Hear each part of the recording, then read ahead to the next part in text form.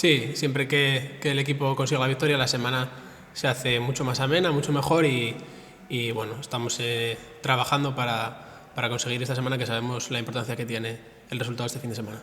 Sí, bueno, finales son todas, sabemos la importancia que tiene este partido como los otros 4 también que quedan y bueno, vamos a darlo todo y a trabajar al máximo para conseguir la victoria y materializar esto cuanto antes. Sí, bueno, los equipos de abajo prácticamente están todos vivos y bueno, nos esperamos un partido difícil porque ellos no pueden perder ninguna bala, nos van a dar todo y nosotros también tiene que notarse que nos estamos jugando lo mismo que ellos. Sí.